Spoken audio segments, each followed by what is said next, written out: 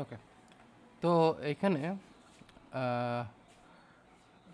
PHP environment আমাদের খুব কাজে লাগবে, কারণ পিএইচপি এনভায়রনমেন্ট ছাড়া আমাদের যখন অ্যাপ্লিকেশন ডেভেলপমেন্ট করব, মানে অ্যাকচুয়ালি আমরা অ্যাপ্লিকেশন ডেভেলপ করতে গেলে আমাদের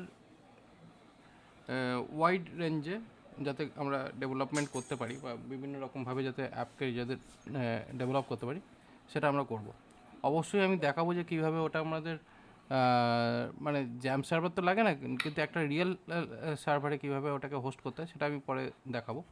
কিন্তু মেন ব্যাপারটা হচ্ছে আমাদের লোকালি যখন আমরা কাজ করব তো সিস্টেমের উপর বেস করে কাজ করাটাই বেটার, নাকি ওই জ্যাম্পের ওপর বেস করে। কারণ জ্যাম্পটা হচ্ছে একটা ছোট প্ল্যাটফর্ম, ওখানে আমাদের ডিপেন্ডেন্সি ম্যানেজমেন্ট বা থার্ড পার্টি প্যাকেজ ম্যানেজমেন্ট এগুলো জেনারেলি খুব একটা ভালো হয় না।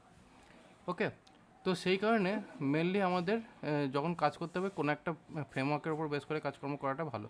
তাতে কী হয়, আমাদের অনেক জিনিস ইজি হয়ে যায় কাজ করা। কারণ মেনলি ব্যাপারটা হচ্ছে কি, এখানে যে পিএইচপি যে কোর্সগুলো আমরা পাচ্ছি, এখানে যত পিএইচপি যে কোর্সগুলো আছে এই সমস্ত কোর্সগুলোকে ধরে ধরে আমরা যদি কাজকর্ম করি, এখানে যা আছে এই কোডগুলো হচ্ছে কি র কোড, ঠিক আছে। বাট এই র কোডগুলোকে আমরা যদি একটা অ্যাপ্লিকেশানে যদি ইউজ করতে যাই ডাইরেক্টলি, তাহলে সেটা কিন্তু অনেক বেশি কমপ্লিকেটেড। তো আমরা এই র কোড জেনারেলি ইউজ করি না যখন একটা সফটওয়্যার ডেভেলপমেন্ট করি। সফটওয়্যার ডেভেলপমেন্টের র কোড ডাইরেক্টলি ইউজ করি না। হ্যাঁ, তবে র কোডের নলেজ অবশ্যই দরকার, কিন্তু র কোড আমরা ডাইরেক্টলি ইউজ করি না। আমরা সফটওয়্যার ডেভেলপমেন্টের সময় সফটওয়্যার ডেভেলপমেন্টে ফ্রেমওয়ার্ক ইউজ করি। তো ফ্রেমওয়ার্ক বিভিন্ন রকমের ফ্রেমওয়ার্কস আমাদের কাছে রয়েছে, ঠিক আছে। তো এবার ডেফিনেটলি আমাদের মানে সবসময় উচিত যে একটা মডার্ন ফ্রেমওয়ার্কের উপর বেস করে আমরা যাতে কাজকর্ম করি। এবার ব্যাপার হচ্ছে কি, ফ্রেমওয়ার্কে যাওয়ার আগে আমাদের কোন কোন জিনিসের উপর মেনলি নজর রাখা উচিত বা কী কী কাজকর্ম করা উচিত, মানে একটা ফ্রেমওয়ার্ক বেসিক্যালি কীভাবে তৈরি হয় বা কীভাবে কাজ করে। তো ফ্রেমওয়ার্কের মধ্যে মেনলি যখন আমরা পিএইচপি এনভায়রনমেন্টে কাজ করব, অবশ্যই আমাদের php.net যে সাইটটা আছে আগের দিন দেখেছিলাম, সেটা আমাদের যেতে হবে এবং এখানে ডাউনলোডে গিয়ে তোমার পিএইচপি এনভায়রনমেন্ট অনুযায়ী তুমি তোমার অপশানস চুজ করবে। জিপ ডাউনলোডটা না করাই ভালো। না করে তুমি এখানে স্কুপ অথবা চকোলেটি যে কোনো একটা ইউজ করতে পারো। যদি স্কুপ ইউজ করো তো স্কুপের এই যে এখানে পাওয়ার সেল জেনারেলি উইন্ডোজ 10-এর ওপরে যারাই রয়েছে এখানে ডাইরেক্টলি এই যে স্কুপ ইনস্টল করার অপশানস দিয়ে দিয়েছে, ডাইরেক্টলি ইনস্টল স্কুপ ইনস্টল করতে পারবে। তারপরই এখান থেকে ডাইরেক্টলি পিএইচপিকে অ্যাড করার অপশানস দিচ্ছে। অবশ্যই এখানে একটা জিনিস মাথায় রাখতে হবে যে পিএইচপির এই লেটেস্ট যে ভার্সান 8.5 এইটা ইনস্টল না করাই ভালো। কারণ এতে কী হয়, কিছু প্যাকেজেস মিসিং থাকে যার জন্য অনেক কিছু সাপোর্ট করে না। সেই কারণে আমাদের তার একটা ভার্সান অ্যাবাভ মানে ওপরে আমরা ইনস্টল করা উচিত। আমিও আমার যেটা ছিল পিএইচপি এনভায়রনমেন্ট, আমিও রিসেন্টলি একটা কাজ করতে গিয়ে দেখলাম যে পিএইচপি যে লেটেস্ট এনভায়রনমেন্ট যেটা ছিল সেটাই আমার ইনস্টল করা ছিল। বাট আমি সেটাকে হাটিয়ে দিয়ে আমি পিএইচপির 1 ভার্সান আপে চলে গেছি, কারণ কিছু কিছু জিনিস আছে যেটা সাপোর্ট করছিল না পিএইচপির লেটেস্ট এনভায়রনমেন্টে। এটা পিএইচপির চিরকালই এরকম ব্যাপারটা হয়ে থাকে।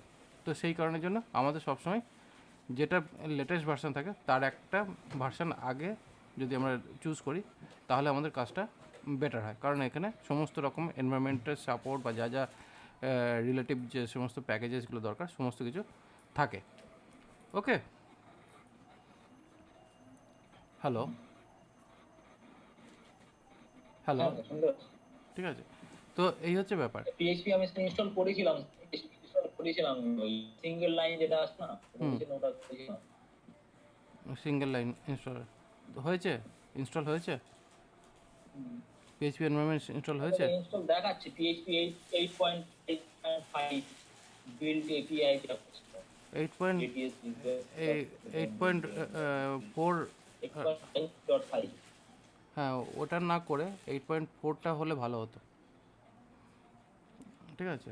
ওটাকে ক্যান্সেল করে দাও, কন্ট্রোল সি মেরে ক্যান্সেল করে দাও, মানে যদি ইনস্টলেশন চলে তো এই মোমেন্টে ক্যান্সেল করে দাও ওটাকে। ইনস্টল হয়ে গেছে হয়ে অলরেডি। গেছে, তাহলে ভার্সান 8.5 রয়েছে এই মোমেন্টে, তাই তো। অ্যাকচুয়ালি কেন বলছি, 5.5। হুম। 8.5-এ কী হচ্ছে, অনেক ফ্রেমওয়ার্ক, যেমন কিনা এই আমরা কোঅর্ডিনেটর যে ফ্রেমওয়ার্কের কথা বলেছিলাম, কোঅর্ডিনেটর ফ্রেমওয়ার্ক নিয়ে আমি চেক করতে গেছিলাম, তো ওখানে প্রবলেম ক্রিয়েট করছে, বা কিছু কিছু নতুন ফ্রেমওয়ার্কে হয়তো কাজ হলেও হতে পারে, বাট অনেক ফ্রেমওয়ার্কে কাজ নাও করতে পারে। তো সেই কারণের জন্য লেটেস্ট এনভায়রনমেন্টটা না চুজ করে একটা ভার্সন অ্যাবাবে চুজ করলে বেটার হতো। কারণ ওর জন্যই আমি করেছিলাম কি, লেটেস্ট যে ভার্সনটা ছিল সেটাকে আমি আনইনস্টল করে এক ভার্সন ওপরে আমি এটাকে ইনস্টল করেছি। ঠিক আছে, তো তুমি দেখো যে পিএইচপি লেটেস্ট যে ভার্সনটা আছে ওইটাকে আনইনস্টল করা যায় কিনা। ঠিক আছে, উইন্ডোজ থেকে পিএইচপি লেটেস্ট ভার্সনটাকে আনইনস্টল করো, কারণ যেটা প্রবলেম হবে সেটার জন্য আমি বলে দিচ্ছি যে ওটা না করে একটা ভার্সন আলাদাভাবে এটাকে ইনস্টল করো। ওকে, আজকে আমরা যেটা করব, আজকে আমরা করব মডিউলের উপর আমরা কাজ করব। তো আজকে ক্লাস থাকছে মডিউল অ্যান্ড প্যাকেজ,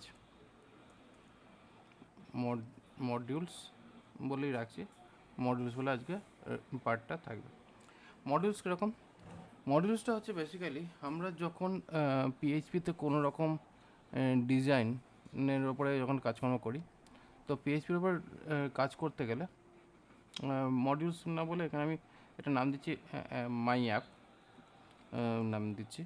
তো মাই অ্যাপের মধ্যে আমরা যখনই এনভায়রনমেন্ট নিয়ে কাজকর্ম করি তখন অবশ্যই index.php হচ্ছে স্টার্টিং ফাইল থাকতে হবে ওই ফাইলটার মধ্যে, এবং এইটার মধ্যে এটা থাকার পরে এবার যদি আমরা এর উপরে যদি কোনো কাজ করি, মানে এর উপরে যদি কোনো কিছু আমি যদি দেখাতে চাই, তাহলে অবশ্যই কী হবে, এখানে আমাকে HTML CSS অ্যান্ড জাভাস্ক্রিপ্ট মিশিয়ে আমাকে কাজটা করতে হবে। এবার এটা কীরকমভাবে হয়, এবার ধরা যাক আমরা কোনো একটা ডিজাইন চাই করতে, বা কোনো একটা ওয়েবসাইট ডিজাইন আছে করতে চাই।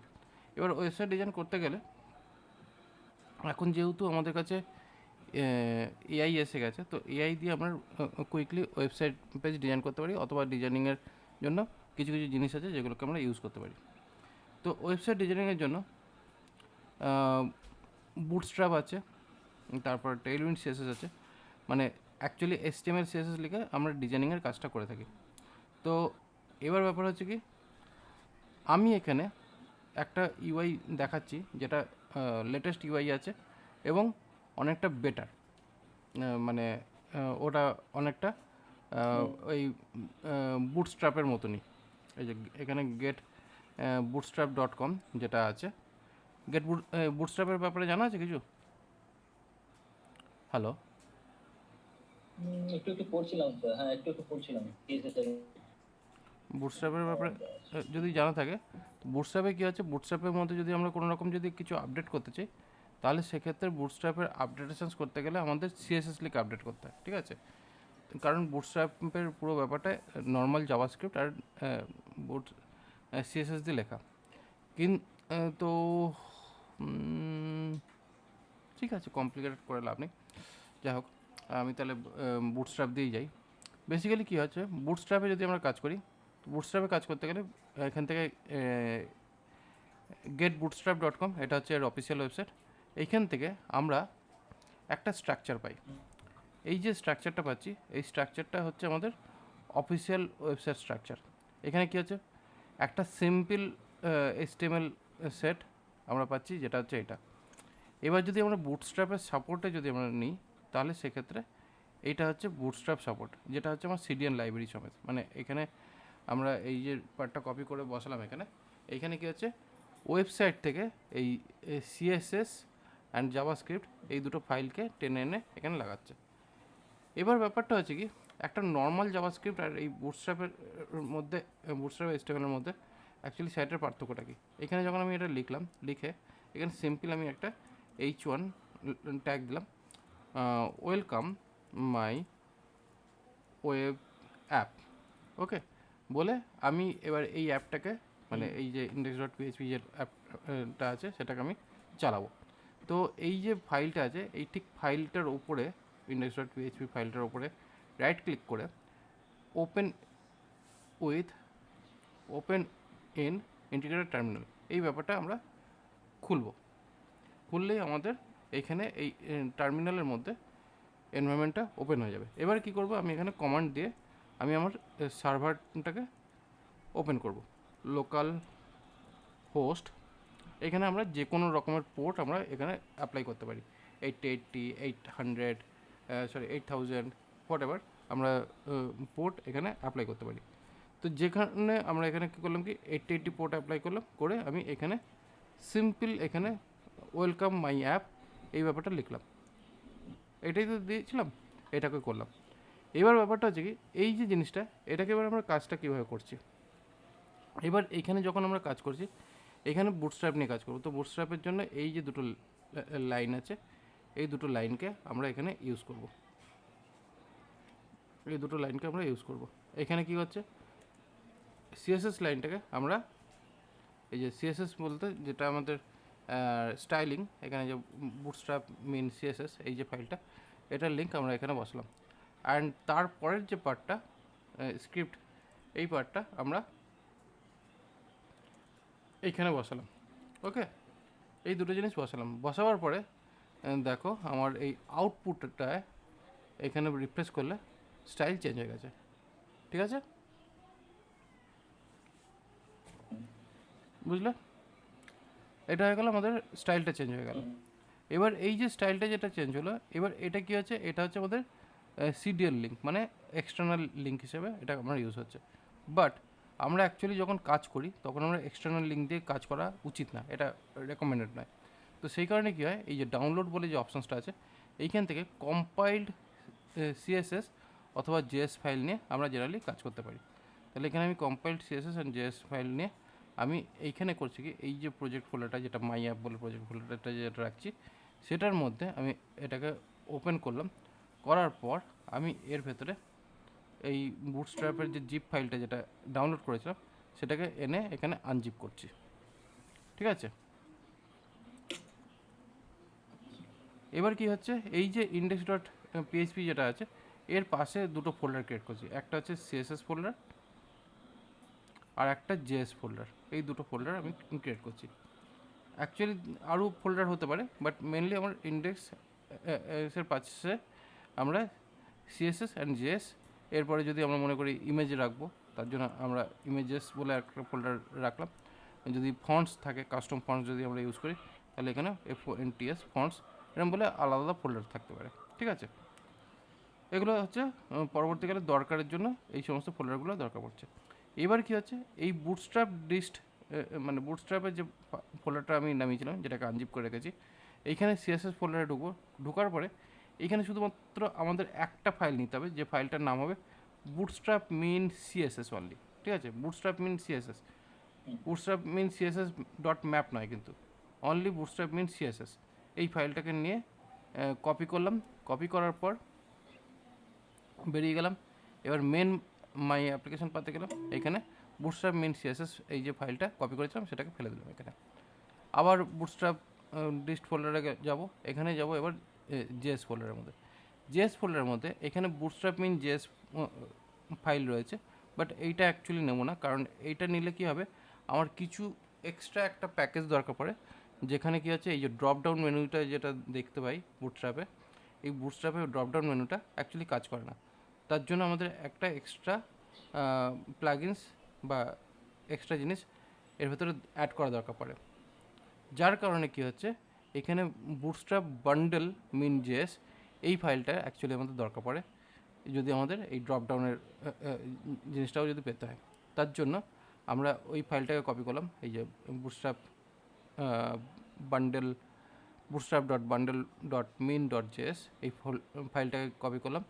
করে এখান থেকে বেরিয়ে আমি এখানে জেএস ফোল্ডারের মধ্যে এটাকে পেস্ট করলাম। ওকে, বুঝলে এই দুটো ফাইলের ব্যাপার? এই দুটো ফাইল যখন আমরা বসিয়ে নিলাম, এবার কি হচ্ছে, আমার এই যে বুটস্ট্র্যাপের যে পুরো যে ফোল্ডারটা ছিল, ওটাকে ধরে আমি ডিলিট করে দিলাম। এই যে কটা জিনিস যেটা আমার বসালাম, এই কটা জিনিসই আমাদের অ্যাকচুয়ালি একটা পেজ ডিজাইন করতে বা টেমপ্লেট ডিজাইন করতে কাজে লাগে। ঠিক আছে, আমরা যদি নর্মাল ওয়েবসাইট পেজ ডিজাইন করি বা টেমপ্লেট ডিজাইন করি, তাহলে সেক্ষেত্রে আমাদের এই যে ফোল্ডার স্ট্রাকচারটা এটা আমাদের দরকার পড়ে। ওয়েবসাইট টেমপ্লেট ডিজাইনিংয়ের ব্যাপারে কোনো নলেজ আছে? না। তো এখানে বেসিক্যালি কী হচ্ছে, প্রথমে আমরা একটা ওয়েবসাইট টেমপ্লেট একটা স্ট্রাকচার বানাবার জন্য আমি এই জিনিসটা করছি। এবার কি হচ্ছে, এইখানে দেখো আমাদের এই ফোল্ডার স্ট্রাকচারটা তৈরি হয়ে গেল। এবার এই ফোল্ডার স্ট্রাকচারের উপর বেস করেই কিন্তু আমাদের ওয়েবসাইট টেমপ্লেট স্ট্রাকচার তৈরি হবে। এবার এখানে লিঙ্ক ট্যাগের মধ্যে এখানে রেল, এখানে এইটা হচ্ছে important STYLE SHET style sheet and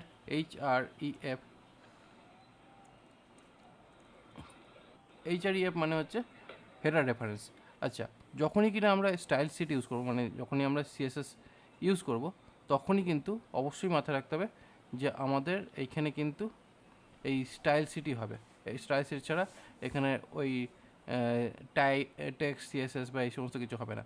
এটা অনেক সময় অনেকে ভুল করে, আর এইটা যদি আমরা মিস করে যাই তাহলে আমাদের কোনো রকম স্টাইলই আমরা দেখতে পাবো না আমাদের ওয়েবসাইট পেজের ডিজাইনে। তো এবার ব্যাপারটা হচ্ছে এখানে CSS এর পরে আমরা এখানে bootstrap BOOTS bootstrap STRAP bootstrap main CSS। তো এইখানে হচ্ছে কি বুটস্ট্র্যাপ মেন CSS বলে আমরা এই ফাইলটার নামটা দিলাম। ওকে, বুঝতে পারলে? আর এইখানে কী আছে, এই যে ডিস্ট ফোল্ডারের মধ্যে অ্যাকচুয়ালি এই যে JS ফোল্ডারে বুটস্ট্র্যাপ বান্ডেল মিন JS এটা রয়েছে, ঠিক আছে। এই যে ইন্টিগ্রেটিভ এই যে ব্যাপারগুলো রয়েছে এটা আর দরকার পড়ছে না। এই জিনিসটা আমরা কী করলাম, যে আউটার সার্ভার থেকে যেটা আসছিলো, মানে বাইরের সার্ভার থেকে যে ডেটাগুলো আসছিলো, সেটা এখন আমার লোকাল ফাইল থেকে আসছে। এতে সুবিধাটা কী হবে, কোনো কারণে যদি মনে করো তুমি কাজ করতে করতে তোমার ইন্টারনেট কানেকশান চলে গেছে বা কারেন্ট চলে গেছে, তখন কী হয়, তুমি ডেটাটা তো আর অনলাইন থেকে পাবে না। যদি অনলাইন থেকে না পায় তখন কী হবে, পুরো পেজটা বিগড়ে যাবে, পুরো ডিজাইনটাই থাকবে না। কিন্তু যদি আমরা এইভাবে রেখে কাজ করি লোকালি, আমাদের কারেন্ট যাক চাই না যাক তাতে কোনো যায় আসে না, আমাদের কাজ মন্দ হবে না, আমরা কাজটা করতে পারবো। সেই হিসাবেই অফলাইনে রাখাটা সুবিধা হয়। এতে দুটো সুবিধা হয়, এক হচ্ছে ডেভেলপমেন্টের সময় আমাদের সুবিধা হয়, আর সেকেন্ড হচ্ছে আমরা যখন এটা সার্ভারে ফেলি তখন আমাদের ওয়েব পেজটাও তাড়াতাড়ি ওপেন হয়, এইভাবে যদি আমরা কাজ করি।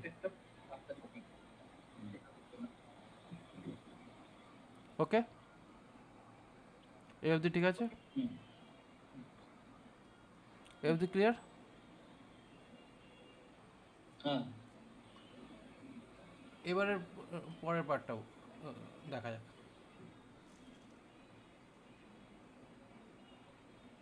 এবার পরের পার্টটা কীরকম জিনিসটা, এবার পরের পার্টটা হচ্ছে এটাই যে এবার আমরা ডিজাইন স্টার্ট করব আস্তে আস্তে।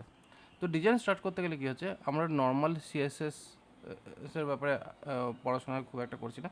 এখানে যেটুকু CSS পড়তে লাগবে সেই হিসেবেই আমি করাবো, কারণ মেনলি আমাদের এখানে কিছু রেডিমেড ডিজাইন আমরা পেয়ে যাবো আগে থেকে। যেমন এখানে কী আছে, এইখানে আমাদের বিভিন্ন রকমের সেকশন অনুযায়ী আলাদা টাইপের ডিজাইন লেআউট দিয়ে দেওয়া আছে। এবার এই ডিজাইন লেআউটের ব্যাপারে পড়তে গেলে W3 স্কুলসে গেলে এখানে এই বুটস্ট্র্যাপ বলে যে অপশানস রয়েছে, এখানে অবশ্যই বুটস্ট্র্যাপ 5 নিয়ে পড়াটা ভালো। এখানে অলরেডি ছোটো ছোটো করে কোড স্নিপেট দিয়ে বোঝানো আছে যে কীভাবে কী জিনিসটা হয়। ইনফ্যাক্ট আমিও আস্তে আস্তে এগোচ্ছি, তো বুঝতে সুবিধা হবে। আমি শুধু দেখাচ্ছি যে কোন জায়গা থেকে কোন জিনিসগুলো পাওয়া যায়, কারণ মেনলি আমি অ্যাকচুয়ালি ফলো করি এই সাইটটাকে যখন আমরা আমাদের কাজটা শুরু করি। তো যেহেতু আমি এখানে কাজটা শুরু করছি, তো সেই কারণের জন্য আমাদের এখানে প্রথমে একটা পেজ তৈরি করছি, এবং পেজের আমার এই ওপরের যে ন্যাপ বারটা সেটা আমাদের দরকার, তাই তো? কী বলো? একটা ওয়েবসাইটের ন্যাপ বার থাকলে ভালো হয়। তো সেই মানে ওপরে যে মেনু বারটা, এই মেনু বারটাকে বলা হয় ন্যাপ বার। মানে এখানে এটার নাম আছে ন্যাপ বার বলে। তো এখানে কম্পোনেন্টসে যাও, এই কম্পোনেন্টসের মধ্যে ন্যাপ বার বলে এখানে অপশানস রয়েছে, এবং এখানে দেখো অলরেডি রেডিমেড একটা ডিজাইন দেওয়া রয়েছে। এটা হচ্ছে আমাদের রেডিমেড ডিজাইন, মানে কাস্টমাইজ নয়, এটা হচ্ছে রেডিমেড একটা ডিজাইন। তার কোড হচ্ছে এইটা। এটা হচ্ছে তার কোড। এবার এই কোডটা কি কি না সেটা কাজ করতে করতে বুঝে যাবে। কিন্তু এখানে যে কোডটা আছে, এই যে পুরো কোড স্নিপেটটা, এটা হচ্ছে কোডের স্নিপেটটা। এবার এই পুরো কোডটা ধরে যদি বোঝাতে যায়, এই মুভমেন্টটা হয়তো আশা করি মানে অ্যাকচুয়ালি বোঝা সম্ভব না খুব একটা ভালো। তবু আমি যখন দরকার পড়বে তখন আমি এই ব্যাপারে বলবো আস্তে আস্তে। কিন্তু এইখানে যে কোডটা রয়েছে সেই কোডটাকে ডাইরেক্ট এখান থেকে কপি করছি। কপি করে আমি এখানে আমার পেজের মধ্যে ফেলে দিলাম, জাস্ট কপি অ্যান্ড পেস্ট করলাম। ওকে, এবার কপি পেস্ট করে আমি এটাকে ফেললাম, এবং ফেলার পরে আমার এই পেজের যে ডিজাইনটা এখানে আপডেট হলো ন্যাভিগেশনের সঙ্গে। ঠিক আছে, তাহলে কী হলো আমার এখানে, তাহলে কী হলো আমার যে ওয়েবসাইটের যে নামটা, তাহলে আমরা এই ন্যাপবারের জায়গায় আমরা আমাদের ওয়েবসাইটের নামটা দিতে পারি। তাহলে এখানে আমাদের এই যে ন্যাপবার বলে এই যে জায়গাটা রয়েছে, এই যে এই জায়গাটা যেটা দেখতে পাচ্ছি, এটাকে আমার ওয়েবসাইটের নাম দিচ্ছি মাই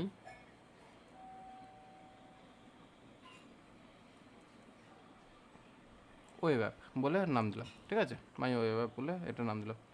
তাহলে দেখো এখানে চেঞ্জ হয়ে গেছে মাই ওয়েব অ্যাপ বলে।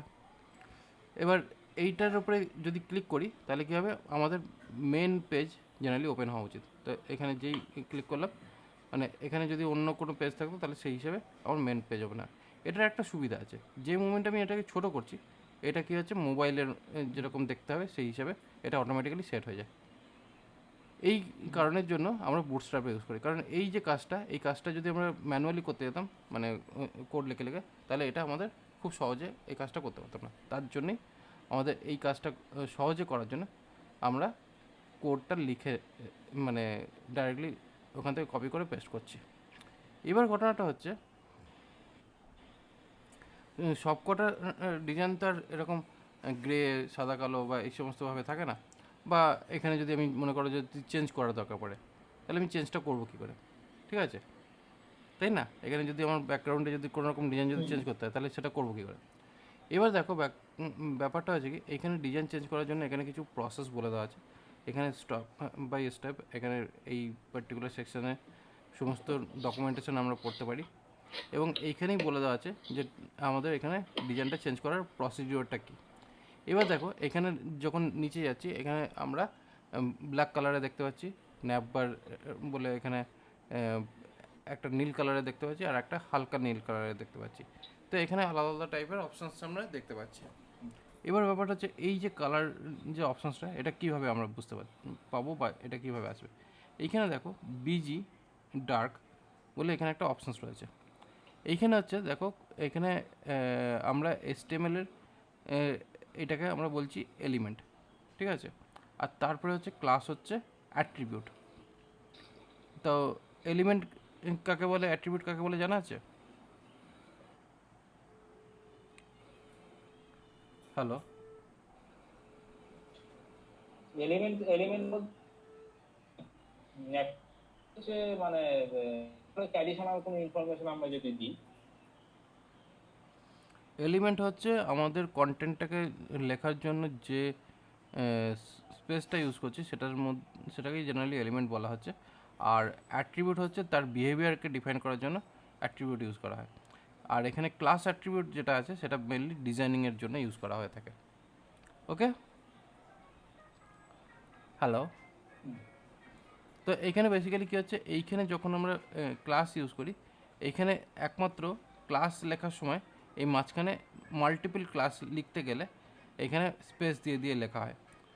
এটা হচ্ছে ক্লাস হচ্ছে একটা প্রসিডিওর, যেখানে আমরা একসঙ্গে সমস্ত ডিজাইনিংয়ের CSS না লিখে আমরা সেটাকে আলাদা আলাদা ছোটো ছোটো পার্টে ভাগ করে নিতে পারি, এবং সেটা করার জন্য আমরা জেনারেলি ক্লাস ইউজ করে থাকি। এবার এটাকে কালারটা কীভাবে আমরা রেডি করব। এখানে কালারের যে ব্যাপারটা, এই যে কালার যে ব্যাপারটা, কালারকে লেখার জন্য এখানে একটা প্রসেস দেওয়া আছে। এখানে ইউটিলিটিতে যদি যাই ওপরের দিকে, এই যে কাস্টমাইজ বলে এখানে অপশান রয়েছে, এইখানে কালার বলে একটা অপশান রয়েছে। এই কালার সেকশানে গেলে এখানে কালার কোড কীভাবে লেখা আছে বা কীভাবে এটা ইউজ হয় তার একটা প্রসেস বলা আছে। এখানে কালার সোয়াচ দিয়ে এখানে বিভিন্ন কালার ভ্যারিয়েবল এখানে ডিফাইন করা আছে, যেটা অ্যাকচুয়ালি থিম কালার হিসাবে ডিফাইন। এই কালার কোডগুলোকে নিয়ে আমরা চাইলে আমাদের থিম কালার অনুযায়ী মডিফাই করতে পারি। এবং সেটা করতে গেলে আমাদের আরও একটু এক্সট্রা লেভেলের স্কিলস বা নলেজ দরকার পড়ে। জেনারেলি কী হয়, আমরা এখানে কালারের নাম দেখতে পাই: primary, secondary, success, danger, warning, info, light and dark. এই হচ্ছে অ্যাকচুয়ালি আমাদের কালার নেম, মানে যেগুলো জেনারেলি দেখে থাকি। এছাড়াও কী হচ্ছে, আরও কিছু কালার ভ্যারিয়েশান হিসেবে আমরা কালার কোড এখানে দেখতে পাই। এগুলো হচ্ছে কালার ভ্যারিয়েশান হিসেবে কালার কোড, যেগুলো আমরা জেনারেলি ইউজ করতে পারি আমাদের দরকার অনুযায়ী। ওকে, তো এই কালার কোডগুলো জেনারেলি রয়েছে। এবার ব্যাপার হচ্ছে, এখানে যখন আমরা কালার মোডের ব্যাপার ইউজ করি, কালার মোডটা বেসিক্যালি কীরকম, ডে অ্যান্ড নাইট প্রসেসটা অ্যাপ্লাই করার জন্য অ্যাকচুয়ালি কালার মোড ব্যবহার করা হয়ে থাকে।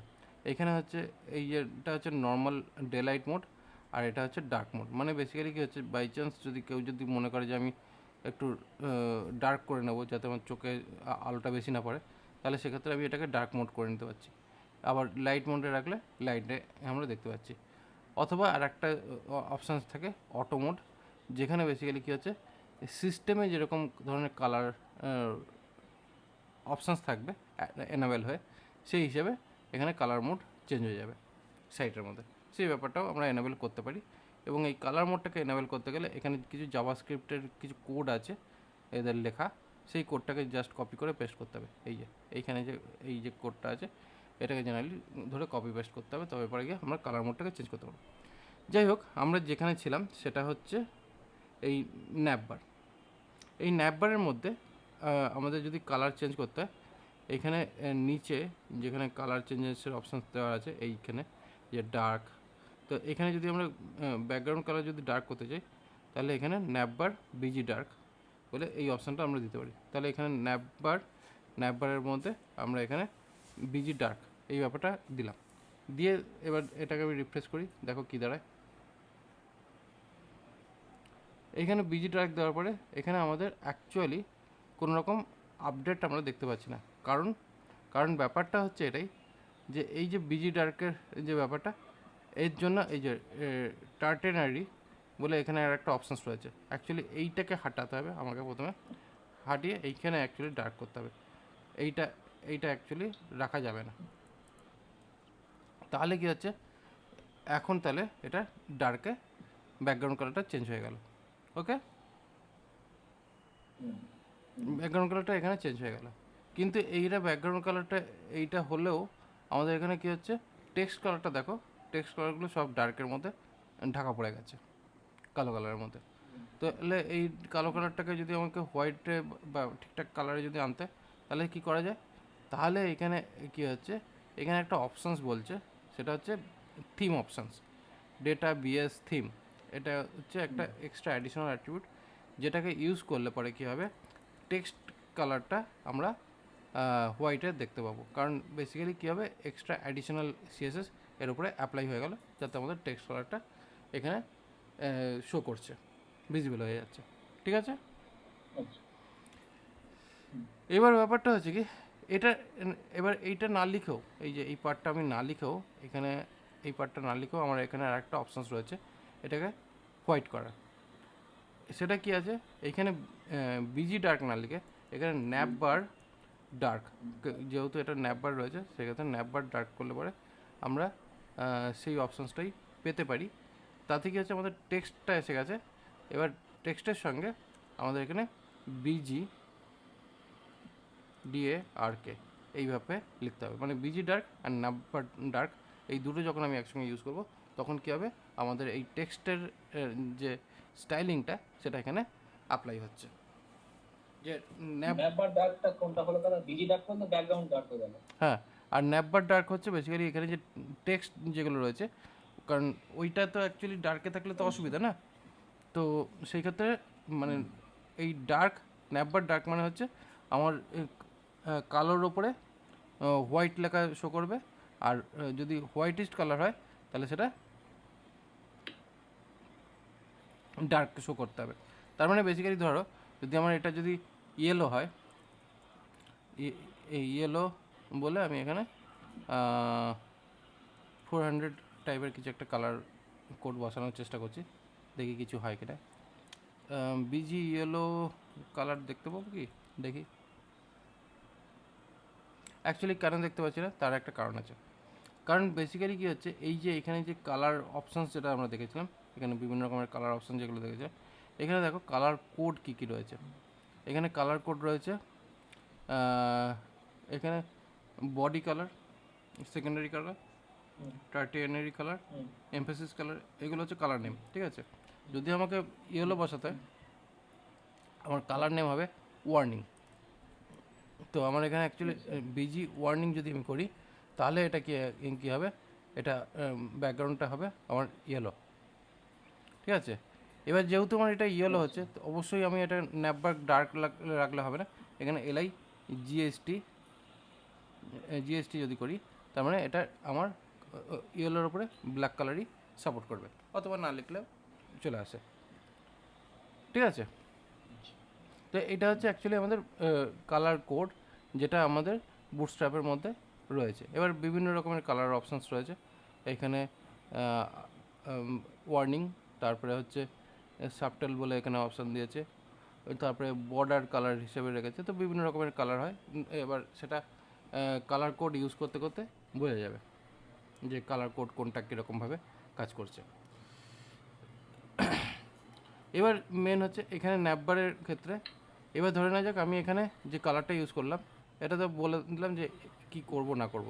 ঠিক আছে, হোয়াইটের মধ্যে ডার্ক হলো, বাট আমি যদি কোনো ম্যানুয়ালি কালার যদি বসাতে চাই, তাহলে এখানে কি হচ্ছে, স্টাইল দিয়ে বিজি ব্যাকগ্রাউন্ড কালার, এখানে ব্যাকগ্রাউন্ড কালার বলে আমি স্টাইল ট্যাগের মধ্যে বসাচ্ছি, এবং এখান থেকে আমরা আমাদের পছন্দ মতন একটা কালার কোড আমি এখানে বসাবার কথা ভাবছি। ঠিক আছে, এখানে আমি আমার পছন্দ মতন কালার কোড বসিয়ে নিলাম।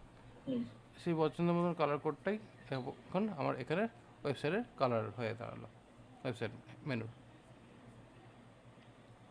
ঠিক আছে, তাহলে আমরা কত রকমভাবে পাচ্ছি, এইখানে একটা হচ্ছে আমাদের ক্লাস রয়েছে, আর একটা হচ্ছে ডাইরেক্ট স্টাইল লিখছি স্টাইল ট্যাগ ইউজ করে। এই ডাইরেক্ট স্টাইল যখন লেখা হয় স্টাইল ট্যাগ ইউজ করে, এটাকে বলা হয় ইনলাইন সিএসএস। ঠিক আছে, এবার ব্যাপারটা হচ্ছে কি, দেখো আমরা যদি এইভাবে যদি পেজের যদি ডিজাইন করতে থাকি, এখানে একটা আর একটা ব্যাপার হচ্ছে, আমরা জেনারেলি কী করি, পেজ যখন আমরা ডিজাইন করি যে কোনো একটা ওয়েবসাইটের ক্ষেত্রে, দেখো এইখানে এই পেজের এই পার্টটা সেন্ট্রালে রয়েছে, তাই না? কিন্তু আমাদের এটা তো পুরো স্ক্রিনে রয়েছে না, দেখতে পাচ্ছ এইখানে এই সাইডটা মাঝামাঝির অপশানে রয়েছে, আর এটা পুরো সাইডে রয়েছে। জেনারেলি কী হয়, আমাদের যদি স্ক্রিন যদি খুব বড় হয়, বড় ডেস্কটপে যদি কাজ করি, যদি পুরো স্ক্রিন যদি ছড়িয়ে থাকে আমাদের ওয়েবসাইটটা, তাতে অনেক সময় কী হয়, আমাদের ডিজাইনটা ভেঙে যেতে পারে বা দেখতে ভালো না লাগতে পারে। তো সেই কারণের জন্য আমাদের শিওর করা দরকার যে আমাদের সাইটের ডিজাইনটা যেন একটা নির্দিষ্ট টাইমের পরে যেন ওটা স্ক্রিনের সেন্টারে যেতে থাকে।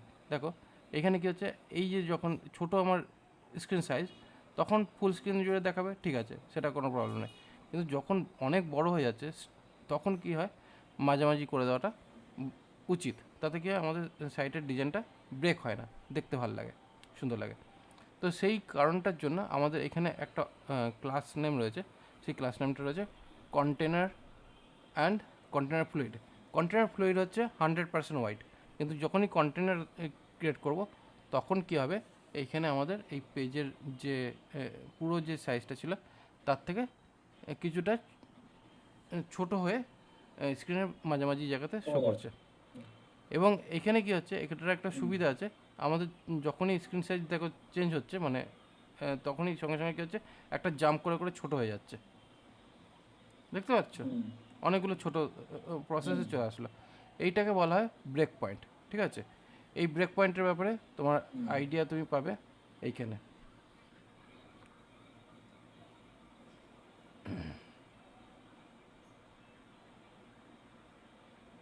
এই যে লেআউটের মধ্যে এই ব্রেক পয়েন্ট, এই এতগুলো টাইপের ব্রেক পয়েন্টস জেনারেলি থাকে, এবং সেই ব্রেক পয়েন্টের নাম রয়েছে।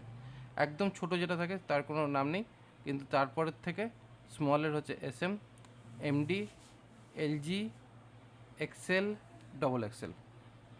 তো এই হচ্ছে ব্রেক পয়েন্ট, এবং সেই ব্রেক পয়েন্টগুলো মোটামুটি এইভাবে ডিফাইন করা হয়ে থাকে। তো এই যে ব্রেক পয়েন্ট এইগুলোকে বিভিন্ন রকমভাবে আমরা ম্যানিপুলেট করতে পারি বা ইউজ করতে পারি যখন আমাদের দরকার পড়ে। বাট এই মোমেন্টে আমাদের ব্রেক পয়েন্টের শুধু এইটুকুই জানা দরকার যে কখন কোনটায় কোন ব্রেক পয়েন্টের প্রসেস দরকার পড়ছে। ঠিক আছে, তো আমাদের এখানে এই পার্টটা তৈরি। এবার কি হচ্ছে, আমাদের এই যে নিচের যে লেখাটা এটা তো ফুল স্ক্রিন হয়ে আছে, এটাকেও তো আমাদের উচিত যে সেন্টারে আনা, এটা যেমন রয়েছে, তাই না? হুম এটাকে করবো কী করে? হুম এই পার্টটাকে যদি করতে হয়, এই যে এইখানে যে আমার ওয়েলকাম টু মাই অ্যাপ যে ব্যাপারটা বলা আছে, এর ঠিক নিচে গিয়ে আমি একটা ডিভ ক্রিয়েট করলাম এবং এখানে ক্লাস লিখে আমি এখানে কন্টেইনার CONTAINER কন্টেইনার বলে আমি এখানে কন্টেইনার লিখে দিলাম। এবং এর ভেতরে অ্যাকচুয়ালি এই কন্টেইনারটার ভেতরে অ্যাকচুয়ালি আমার এই যে টেক্সটটা যেটা আছে এটাকে আমি এখানে বসাচ্ছি। এটাকে আমি এর ভেতরে বসিয়ে সেভ করে দিচ্ছি। এবার এটাকে বসিয়ে সেভ করে দেওয়াতে কী হচ্ছে, আমার এখানে এই কন্টেন্টটা পেজের সেন্টারে এখন শো করছে। ওকে, তো কন্টেনারের কাজ হচ্ছে কি, আমাদের পেজের সেন্টারের মধ্যে কন্টেন্টটাকে সেট করার কাজটাই কন্টেনার করে থাকে। এবার ঘটনা হচ্ছে কি, আমাদের এই যে পুরো যে পেজের যে স্পেসিফিকেশানটা, এটাকে আমাদের এই যে এইখানে ফার্স্ট পেজের যে এই যে লেআউটটা যেটা দেখা যাচ্ছিল, এই বুটস্ট্র্যাপের এর যে ডিজাইনটা যেটা দেখাচ্ছে, এই যে যেমন কিনা এখানে একটা মেন হেড পেজ দেখাচ্ছে, তারপরে এখানে কলাম 1 কলাম 2 কলাম 3 এইভাবে দেখাচ্ছে। এই ব্যাপারটা হচ্ছে, এই ব্যাপারটাকে বলা হয় গ্রিড সিস্টেম। ঠিক আছে, এই ব্যাপারটাকে বলা হয় গ্রিড সিস্টেম, যার উপর বেস করে আমরা এই কন্টেনারের ব্যাপারটা ইউজ করি। তো এখানে দেখো গেট স্টার্টেড বলে এখানে অপশান দিয়েছে। এখানে একটা ওই যে পেজের যে ডিজাইনটা আমরা দেখেছি সেই পেজের ডিজাইনটাই এখানে শো করাচ্ছে। আর তারপরে কি হচ্ছে, এখানে সেট আপ কীভাবে করতে হয় তার ব্যাপারে এখানে বলা আছে, এবং এই যে কন্টেনার অ্যান্ড কন্টেনার ফ্লুইড কীভাবে কাজ করে তার ব্যাপারে এখানে ডিটেলস এখানে দিয়েছে। এবং তারপরে আমরা যেটা গেলাম সেটা হচ্ছে কন্টেইনার। সেখানে কী আছে, কন্টেনার অ্যান্ড কন্টেনার ফ্লুইড এর কাজ এবং সেটাকে কীভাবে লিখতে হয় তার প্রসিডিওর এখানে দেখাচ্ছে। ঠিক আছে, এবার হচ্ছে কি, এর ভেতরে কন্টেনার লেখার পরে এই যে যে টেক্সটের যে ব্যাপারটা, এই টেক্সটের ব্যাপারটা কীভাবে কী আসছে সেটা যদি আমরা দেখি, তাহলে কী আছে, যদি আমরা মনে করো যে এই কন্টেনারের মধ্যে আমরা কিছু করব, এইখানে অ্যাকচুয়ালি পি মানে হচ্ছে প্যাডিং। এটা সিএসএসের একটা টার্ম। পি হচ্ছে প্যাডিং, পি টি মানে হচ্ছে পি টপ, পি বি মানে হচ্ছে পি বটম, পি এস মানে হচ্ছে লেফট, অ্যান্ড পি ই মানে হচ্ছে পি রাইট সাইড বা এন্ড, বা এটাকে অনেক সময় পিএল পিএস পিআর বলেও মেনশন করা হয়। তো এখানে বেসিক্যালি পি অ্যাপ্লাই করে এখানে 1 2 3 4 5 এই 5 রকমের অপশানস রয়েছে। তো এখানে যদি আমরা P3 করি তাহলে কী হচ্ছে, এখানে একটা আমরা স্পেস দেখতে পাবো, মানে এখানে একটা স্পেস এক্সট্রা অ্যাড হয়ে গেল। এবার এই যে এক্সট্রা স্পেস যে অ্যাড হয়ে গেল, এবার এখানে যদি আমি কোনো কালার দিতে চাই তাহলে এখানে বিজি আমি যদি এখানে বলি কালার অ্যাপ্লাই করব, তাহলে কী হচ্ছে, ওই বললাম কালার নেম আছে প্রাইমারি বলে আমি এখানে কালার নেম সেট করলাম বিজি প্রাইমারি। তো বিজি প্রাইমারি কালার সেট করতে এই রকম টাইপের কালার আমরা দেখতে পাচ্ছি। এবার ব্যাপারটা হচ্ছে কি, ভেতরের যে টেক্সট কালার সেটা তো ব্ল্যাকে রয়েছে, দেখতে ভালো লাগছে না। তো এইটাকে সেট করার জন্য এখানে ক্লাস লিখে এখানে টেক্সট WHIT হোয়াইট বলে আমি এখানে টেক্সট হোয়াইট বলে লিখলাম। দেখা যাক কী দাঁড়ায়। হ্যাঁ, টেক্সট হোয়াইট বলতে এখানে হোয়াইট কালার রয়েছে, তো যে কারণে এটা দেখতে ভালো লাগছে।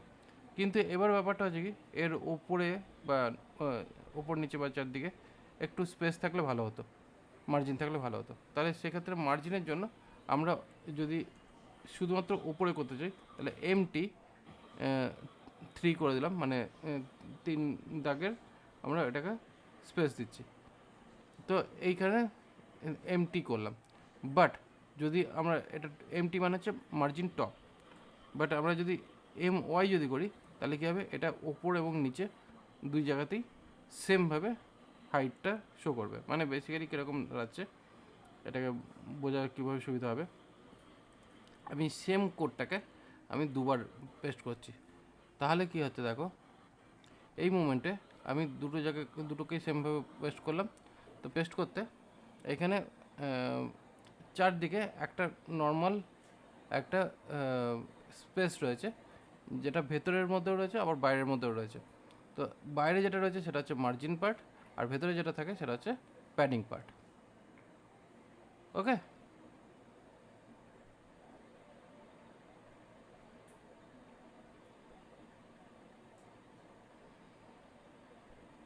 হ্যালো। হ্যাঁ স্যার, শুনতে পাচ্ছি।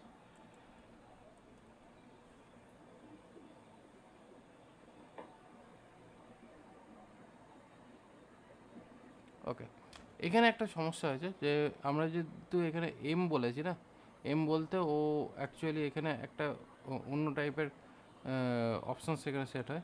আমি এখানে এম ওয়াই যদি করি তাহলে কী হবে, এটা সেন্ট্রালে থাকবে, কিন্তু শুধু এম যদি করি তাহলে এটা সেন্টারে থাকবে না। কারণ এতে প্রবলেমটা হচ্ছে কি, এই কন্টেনারের মধ্যে কন্টেনার যে সিএসএসটা রয়েছে এখানে ইন্সপেক্ট এলিমেন্ট করে আমরা প্রত্যেকটা সিএসএসের রিলেটেড আমরা তার কী টাইপের কোড তাতে লেখা রয়েছে সেটা আমরা ব্রাউজারে গিয়ে দেখতে পাই।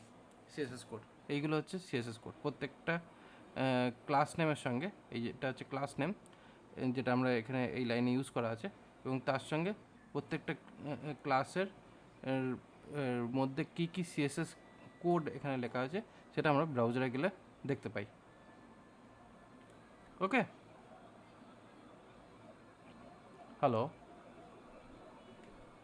হ্যাঁ, শুনতে পাচ্ছি। তো স্যার বলছি যে ওয়েলকাম মাই যে ওয়েবটা যে ডিপটা নিয়েছি আমরা, এটা পুরো লেন্থ তো নিচ্ছে না। পুরো লেন্থ তো নিতে বলিনি,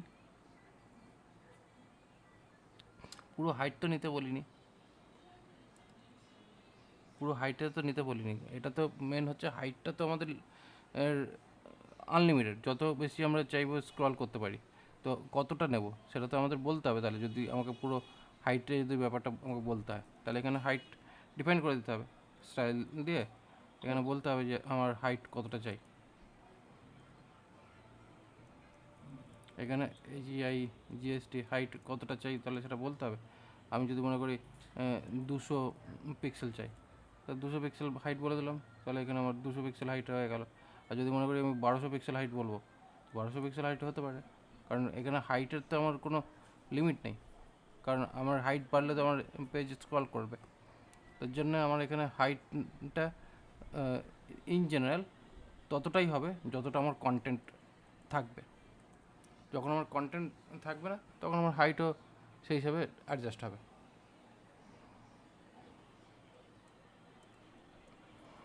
এবার হচ্ছে কি, আমাদের আর একটা যে ডিজাইন আছে কনসেপ্ট, সেটা হচ্ছে কন্টেইনার করে এর ভেতরে আমরা ডিভ ক্লাস রো লিখছি। এটার কারণটা কীরকম, এটা হচ্ছে অনেকটা টেবিল, মানে অনেক সময় কী হয় দেখবে, কোনো রকম কিছু যদি ওয়েবসাইটে শো করাতে হয়, অনেকে কী করে টেবিলের মধ্যে ডেটাগুলোকে শো করে। মনে করে ওই একটা মার্কশিট এক্সাম হয়েছে, তার মার্কশিট তোমাকে দেখাতে হবে স্টুডেন্টদের। তো জেনারেলি অনেকে করে কি, ওটা টেবিলের মধ্যে লিখে ওই মার্কশিটটাকে শো করে, তাই তো? টেবিলের মধ্যে লিখলে পরে কী আছে, টেবিলের মধ্যে কী কী অপশানস থাকে, টেবিল বলে একটা ট্যাগ রয়েছে, তার ভেতরে টি টিআর অ্যান্ড টিডি টিএইচ এরকম কিছু অপশানস রয়েছে।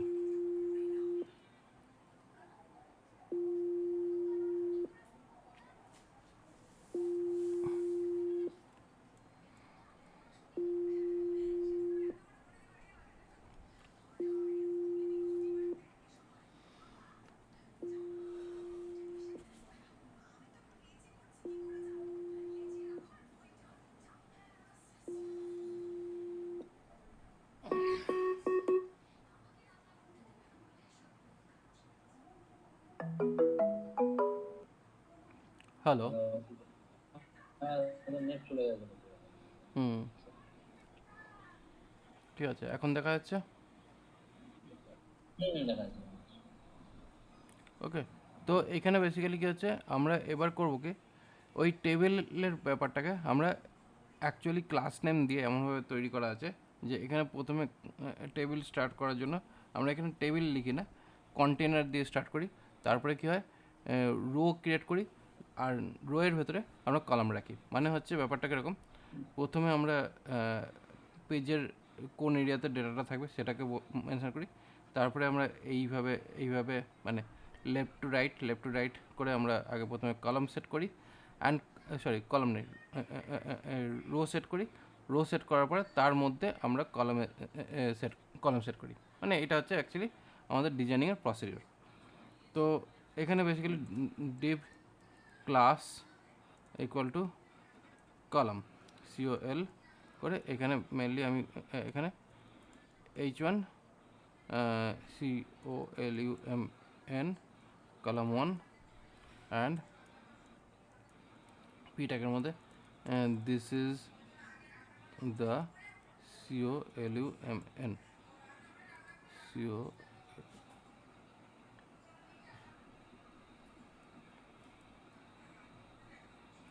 This is the column. তো এইভাবে আমরা কি করছি, এখানে তিনটে কলাম আমরা যে কোডটা লিখলাম তিনবার এইটাকে কপি পেস্ট করলাম। অ্যাকচুয়ালি ব্যাপারটা হচ্ছে কি, এইখানে এই যে COL বলে লেখা রয়েছে, এটা অটোমেটিক্যালি যতগুলো লিখবো ততগুলো হিসাবে আমাদের স্প্রেড করে যায়, কারণ এটা মডার্ন টেকনিকে এটা অ্যাকসেপ্ট করে নেয়। বাট অ্যাকচুয়ালি ব্যাপারটা হচ্ছে কি, আমরা যদি তিনটে কলাম যদি আমরা দেখাতে চাই আমাদের স্ক্রিনের মধ্যে, তাহলে কি হয়, এইখানে আমাদের মেনশন করতে হয় অ্যাকচুয়ালি কতগুলো কলাম আমি এখানে রাখতে চাই। প্রথমত এখানে আমি একটা কলাম রাখছি, বাকি দুটোকে কমেন্ট আউট করে দিলাম। এটা হচ্ছে HTML এর কমেন্ট আউট কোড। তো এখানে কি হলো, একটা কলাম রয়েছে, ঠিক আছে। এবার এই একটা কলামের ব্যাকগ্রাউন্ড কালার যদি আমরা দেখতে চাই, BG বলে এখানে SECONDARY সেকেন্ডারি বলে আমরা একটা কালার নেম দিয়ে রাখলাম। এটা হচ্ছে আমাদের কলামের পার্টটা।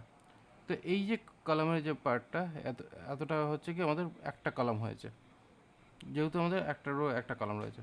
বাট এবার যদি আমি এই যে পার্টটা, এটা যদি আমি এখান থেকে সরিয়ে নিয়ে আমি এটাকে এইখানে পেস্ট করি, তাহলে এবার দেখা যাক আমাদের পেজে কটা কলাম দাঁড়াচ্ছে। তাহলে এখন দেখো দুটো কলাম রয়েছে, তাই না? কারণ দুটো কলাম রয়েছে। আমি এখানে যদি এইখানেও আমি আমার এই কালারটাকে যদি অ্যাপ্লাই করি,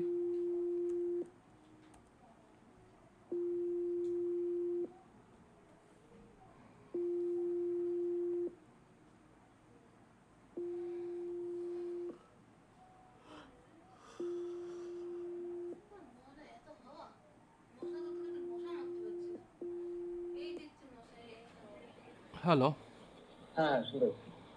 এবার এখানে কলামের মধ্যে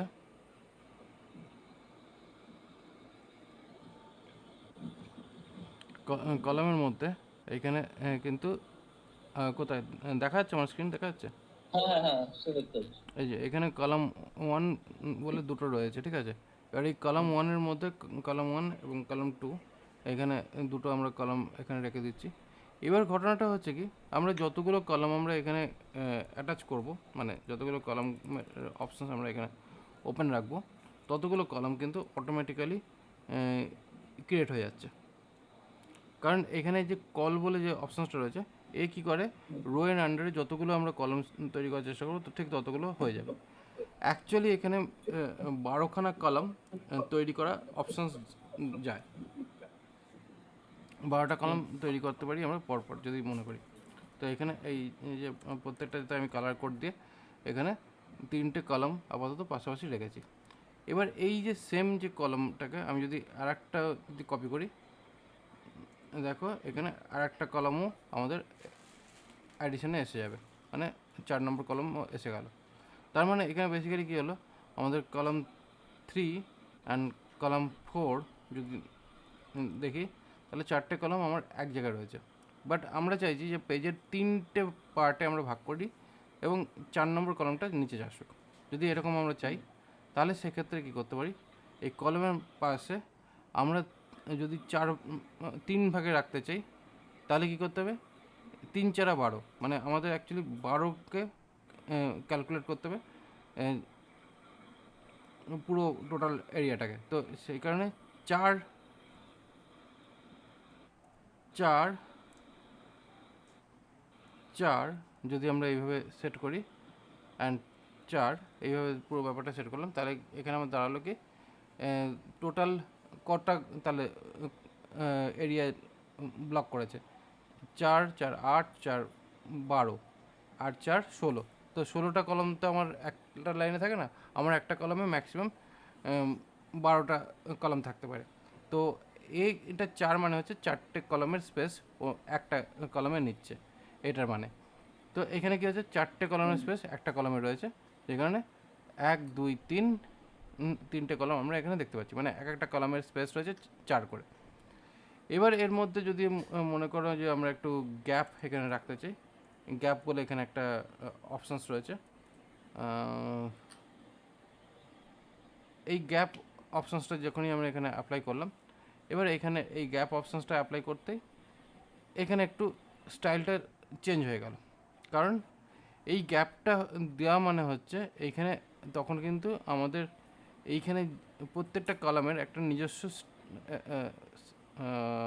মানে উইথ যে আছে, মানে উইথ যেটা আছে সেটা সেট করা আছে, মানে ওয়াইড এরিয়াটা সেট করা আছে। এই যে এখানে 33.33% ওয়াইড সেট করা আছে। তো এইটা মানে হচ্ছে টোটাল স্ক্রিনের যে সাইজ আছে 33.33, মানে ধরো 100% যদি টোটাল স্ক্রিন ওয়াইড হয়, তার 33.33 হচ্ছে নিয়ার অ্যাবাউট 100%, মানে এইভাবে 3টে পার্টকে ভাগ করা আছে। এবার তার মধ্যে যখনই এই যে গ্যাপ এখানে অ্যাপ্লাই করা হয়েছে, এবার এই গ্যাপেরও একটা নিজস্ব স্পেস রয়েছে। এই যে গ্যাপের যে স্পেসটা, এই স্পেসটার কারণে কী হয়েছে, 3টে কলাম যেখানে দেখানোর কথা ভেবেছিলাম সেটা 3টে কলাম এক জায়গায় না দেখাতে পেরে ও করেছে কি ঠেলে নিচে পাঠিয়ে দিয়েছে 2টো কলাম রেখে, কারণ ও এক্সট্রা স্পেস তৈরি হয়ে গেছে ওইখানে। তো এই কারণে বিভিন্ন রকমের স্টাইলিং এখানে হয়। তো বাট এই পার্টটা নতুন অ্যাডিশনস, তো আমাদের এখানে এইভাবে রয়েছে, ঠিক আছে। এই হলো ব্যাপারটা। তাহলে আমার এখানে 3টে কলম যদি রাখা হয়, এবার ঘটনাটা হচ্ছে দেখো, আমি যখন একবার ছোটো করছি, দেখো 3টে আপ টু ছোটো অবধি 3টেই দেখতে পাচ্ছি। বাট আমরা চাই যে যখন ছোটো থাকবে তখন আমরা 2টো কলমে দেখব, আর যখন বড় হবে তখন এটা 4টে কলমে থাকবে। তাহলে এইটাই ছোটো থাকা মানে হচ্ছে এই নর্মাল যেটা লেখা সেটা হচ্ছে ছোটোর প্রসেস, মানে এখানে 6 6 মানে হচ্ছে টোটাল 12 কলমেরই হিসাবে এটা স্প্রেড থাকবে, সেই হিসাবে এটাকে 6 করা হলো। তাহলে এখানে এটা করতে এই ছোটো কলমে দেখো 2টো করে স্প্রেড হয়ে গেছে। এবার যে মোমেন্টে আমি এটাকে বড় করছি, এটা সেই 2টো করেই স্প্রেড হয়ে আছে। বাট আমি 2টো করে স্প্রেড না করে আমি চাইছি যে বড় যখন হবে তখন এটা অ্যাকচুয়ালি চেঞ্জ হবে। এই ক্ষেত্রে তখন কী হচ্ছে, এইখানে এমডি মানে হচ্ছে ওই যে যেটা আমরা ডিভাইস ব্রেক পয়েন্ট যেটা ইউজ করেছিলাম, সেই ব্রেক পয়েন্টটা এবার আমরা এখানে বসালাম। তার মানে বড় হতে হতে আমাদের এটা ব্রেক পয়েন্ট ইউজ হয়ে আমাদের এটা 2টোর জায়গায় 4টে কলম একসঙ্গে বসবে। মানে বেসিক্যালি যদি দেখা যায় 4টে কলম এক লাইনে দেখা যাচ্ছে, আর যখন ছোট হচ্ছে তখন দুটো করে এক কলমে এক জায়গাতে চলে আসছে। ওকে, বুঝলে কিছু এবারটা? এটা বেসিক্যালি বুটস্ট্র্যাপের ব্যাপার, বুটস্ট্র্যাপটা পড়লে এই কনসেপ্টগুলো বুঝতে পারবে। যাই হোক, এবার ঘটনাটা হচ্ছে আমরা এই যে জিনিসটা যেটা বানাচ্ছি, এই জিনিসের অ্যাপ্লিকেশন বানাতে গেলে আমাদের প্রত্যেকটা পার্টকে আলাদা করে রাখতে হয়, যাতে কিনা আমাদের প্রত্যেকটা পেজের যখন ডিজাইন আমরা করব, যাতে আমাদের প্রত্যেকটা পেজের ডিজাইনকে কিছু পার্ট, যেমন কিনা header part and footer part, যাতে আমাদের অলওয়েজ ব্যবহার করতে পারি সহজে। তো সেই কাজটা যদি আমাদের করতে হয়, এখানে আমাদের দেখা যাক কোনো ফুটার অপশানস, রেডিমেড ফুটার অপশান বানানো আছে কি না ডিজাইনের মধ্যে।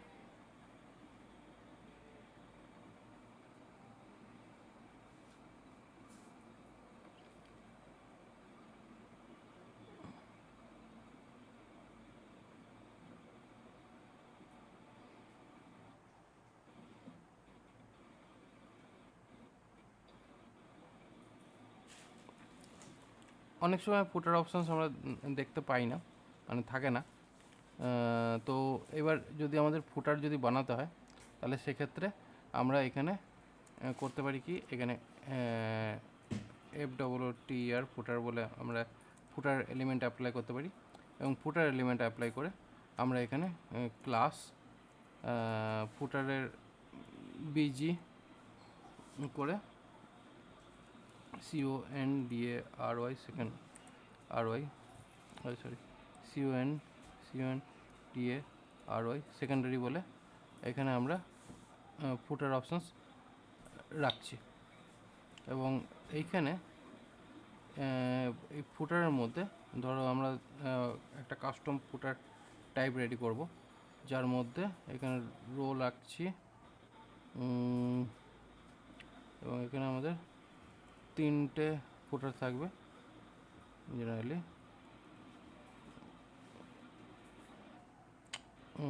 এখানে এটা থাকছে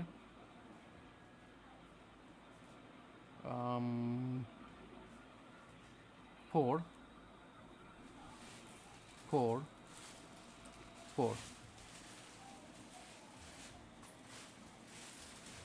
তো এখানে পুরো এরিয়াটা জুড়ে আমরা একটা কালার কোড পেলাম। এবং এই যে এই ব্যাকগ্রাউন্ডে যে এই যে 3টে যে কালার কোড রয়েছে, এই 3টে কালার কোডকে আমি সরালাম। অ্যান্ড এখানে যে ফুটারের যে ব্যাকগ্রাউন্ডে যে ব্যাপারটা রয়েছে, এইটাকে আপাতত আমি সরিয়ে রাখছি, এটাকেও সরিয়ে রাখছি। এর ওপরে আমি একটা কাজ করছি, ডিভ ক্লাস করে কন্টেনার এখানে অ্যাপ্লাই করি, কারণ আমার চাইছি আমার এই পার্টটা যাতে একটা ছোটো স্পেসের মধ্যে যাতে ঢুকে যায়। তো এই কারণের জন্য আমরা এই পুরো ব্যাপারটাকে এখান থেকে কাট করে এর ভেতরে ঢোকাচ্ছি। মানে অ্যাকচুয়ালি আমাদের টেমপ্লেটের ফাউন্ডেশন যেটা, মানে একটা বেসিক ওয়েবসাইট ডিজাইনিংয়ের ফাউন্ডেশনটা আমরা এখানে রেডি করে নিচ্ছি। তো দেখো এখানে একটা বেসিক ওয়েবসাইট ফাউন্ডেশনের জন্য এখানে একটা রেডি করছি। এবার বেসিক্যালি কী হয়, অনেকে এরকম করে যে আমাদের একটা সাইডে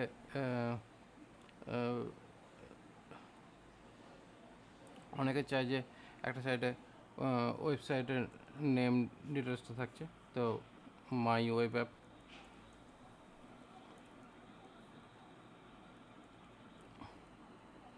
অ্যাপ বলে থাকলো। মাঝখানের যে ফাঁকা জায়গাটা সেটাকে আমরা চাইলাম যে ফাঁকা রাখতে, মানে এখানে আপাতত কিছু রাখছি না, সে কারণে এটাকে ব্ল্যাঙ্ক ছেড়ে দিলাম। আর এইখানে যে পার্টটা, সেখানে আমাদের কিছু মেনু থাকলেও থাকতে পারে, যেখানে আমরা UL অ্যান্ড LI অ্যাপ্লাই করে এখানে কিছু অ্যাঙ্কার ট্যাগ দিয়ে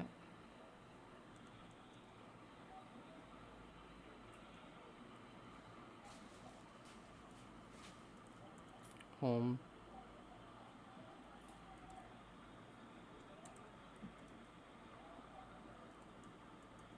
অ্যাবাউট কন্ট্যাক্ট, এইভাবে আমরা কিছু মেনু অপশানস এখানে ক্রিয়েট করে দিলাম। তাহলে কী হলো, এখানে দুটো অপশানস এখানে ক্রিয়েট হলো। এই যে দুটো অপশান যে ক্রিয়েট হলো, এই দুটো অপশানসকে আমরা কীভাবে ম্যানেজ করব। এবার এইখানে যে এই যে মেনু অপশানসটা, এই মেনু অপশানসটাকে ঠিক করার জন্য, মেনুটাকে ঠিক করার কারণে এই যে লিস্ট গ্রুপ বলে এখানে অপশান রয়েছে, যার ডিজাইনটা কিছুটা এইরকম, এইটাকে আমরা ইউজ করতে পারি লিস্ট গ্রুপ সেকশন, এই পার্টটাকে আমরা ইউজ করতে পারি। তাহলে এখানে কী আছে, এই যে ক্লাস নেম, এই ক্লাস নেমটাকে আমরা এখানে ইউজ করছি এই UL এর সঙ্গে এই জায়গাটা। অ্যান্ড তারপরে কী হচ্ছে, এর ভেতরে যে লিস্ট গ্রুপ আইটেম যেটা আছে, এটা LI ট্যাগের মধ্যে আমরা অ্যাপ্লাই করছি, তাতে জিনিসটা দেখতে অনেকটা সুন্দর হবে। ঠিক আছে, দেখো এটা অনেকটা দেখতে সুন্দর হলো যখন আমরা এটাকে অ্যাপ্লাই করলাম। এরপরে আরও আমরা চাইলে ধরে মডিফাই করতে পারি। এবার ব্যাপারটা হচ্ছে, আমাদের এই যে জায়গাটা, মাঝখানের এই জায়গাটাকে আমাদের একটা কোনো প্রসেস অ্যাপ্লাই করতে হবে যাতে আমরা এটাকে আলাদা করতে পারি। একটা বেসিক্স ডিজাইন একটা রেডি করছি প্রথমত। ওকে, কি বলো? হুম। একটা বেসিক ওয়েবসাইট ডিজাইন রেডি করছি। এবার আমি এখানে করছি কি, এখানে কন্টেইনার মানে এই যে মাঝের যে পার্টটা, এটাকে আমরা ডিভাইড করতে পারবো এই যে এইভাবে ধরে ধরে, যে কোনটা কোন জায়গার জন্য রয়েছে। তা এই পার্টটা হচ্ছে ন্যাপ বার, এই পার্টটা হচ্ছে টপ, এই পার্টটা হচ্ছে টপ সেকশন, এই পার্টটা হচ্ছে মানে আলাদা আলাদা বলে এরকম সেকশন আমরা রেডি করতে পারি। এবার এই ডিপটাকে তুমি নাম দিতে পারো এসইসি টিআইওএন সেকশন, বুঝতে সুবিধা হবে তাতে আইডেন্টিফাই করতে। সেকশন বলে নাম দিয়ে দিলাম, তাতে জিনিসটা বুঝতে আইডেন্টিফাই করতে সুবিধা হবে কোনটা মেন সেকশন, কোনটা মেন পার্ট আর কোনটা সাব ডিপ, এতে বুঝতে সুবিধা হয়। তো এইভাবে মোটামুটি আমরা কয়েকটা পার্টে ভাগ করে নিলাম। এই যে পার্টগুলো যেটা রয়েছে, এই পার্টগুলোকে ধরে আমরা প্রথমত এমন কিছু একটা প্রসেস সেট করব যাতে কাজটা সহজে ম্যানেজ করতে পারি। তাহলে হ্যাঁ বলো, কিছু বলবে? না।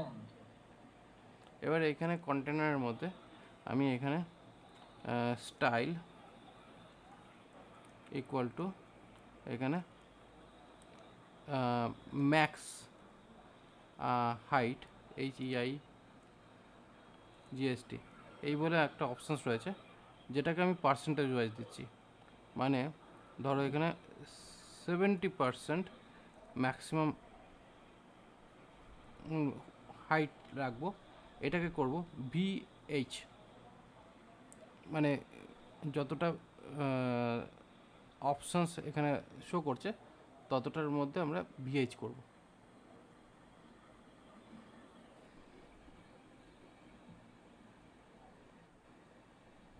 আচ্ছা সরি, ম্যাক্স হাইট নয়, এটা মিন হাইট হবে, মানে মিনিমাম হাইট, মানে মিনিমাম এতটা হাইট থাকতে হবে, তারপরে যা হবে হবে। তো এটা হচ্ছে মিনিমাম হাইট। তো মানে বেসিক্যালি পেজটার পরে এখানে এই যে ফুটার যে পার্টটা, এটা ম্যাক্সিমাম একটা হাইট দিয়ে রাখা হলো। এবার যদি পেজের হাইট যদি আমার বেড়ে যায়, তাহলে সেই হিসেবে হাইট বাড়তে পারে দরকারে, কিন্তু এই এই যে হাইটটা, এটা হচ্ছে আমাদের মিনিমাম একটা হাইট, যেটা না থাকলে পেজটার বিউটিটা চলে যায়, সেই কারণে। এবার হচ্ছে কি, আমি এখানে স্টাইল দিয়ে এখানে ব্যাকগ্রাউন্ড কালার একটা সেট করার চেষ্টা করি। Background BACK background COLOR colour করে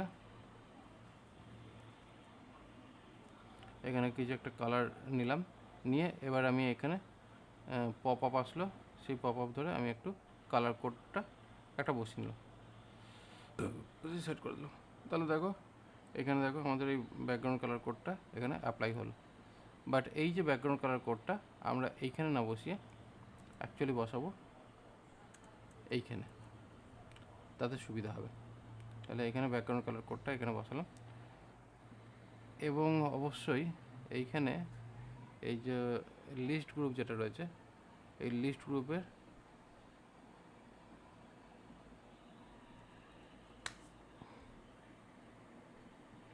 ব্যাকগ্রাউন্ডে কোনো কালার তো আমি দেখতে চাই না, মানে এটার যে হোয়াইট কালার দেখা যাচ্ছে সেটা আমরা চাইছি না, যাতে এটা ট্রান্সপারেন্ট হয়। BGTRA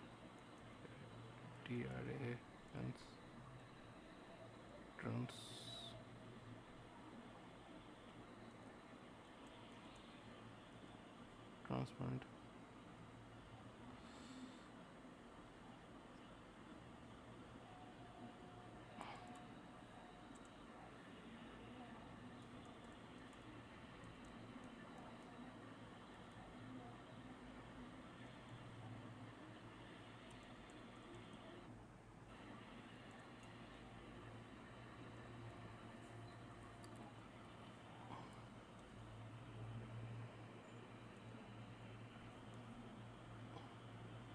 এখানে ব্যাকগ্রাউন্ড কালার কী হতে পারে সেটা একবার দেখে নেওয়া দরকার। তাহলে ব্যাকগ্রাউন্ড কালার আমার ট্রান্সপারেন্ট চাই, CSS-এ লিখব। তো BACK background colour transparent CSS, কারণ আমরা এখানে সিএসএস এর ব্যাকগ্রাউন্ড কালার ট্রান্সপারেন্ট চাইছি। তাহলে এইখানে এই হচ্ছে আমাদের ব্যাকগ্রাউন্ড কালার ট্রান্সপারেন্সির সিএসএসটা। এটাকে নিয়ে আমরা এইখানে বসাচ্ছি, ঠিক আছে। এখানে বসিয়ে দেখি আপাতত আমাদের কী চেঞ্জেসটা আসলো এই জায়গাটায়। অ্যাকচুয়ালি ওইটা লিখেও আমাদের কোনো লাভ হচ্ছে না, কারণ এইখানে অ্যাকচুয়ালি এই ব্যাকগ্রাউন্ড কালারের ট্রান্সপারেন্সি পার্টটা এটা এর মধ্যে দরকার।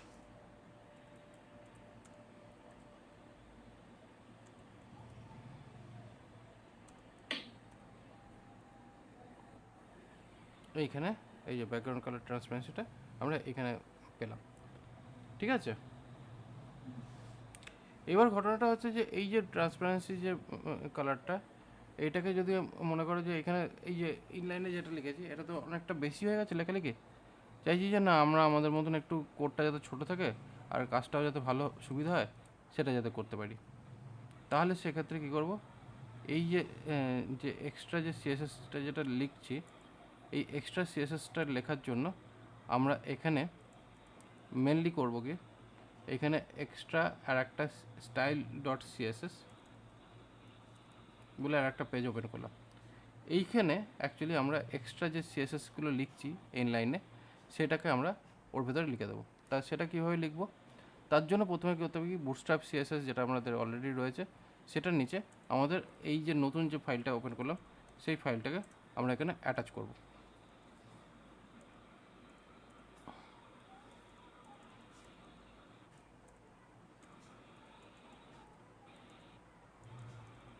এখানে /css/style.css এই দুটো ফাইল অ্যাটাচ, এটা রিয়েল স্টাইল শিট হবে, স্টাইল সিএসএস না, এটা স্টাইল শিট হবে, SHEIT স্টাইল শিট হবে।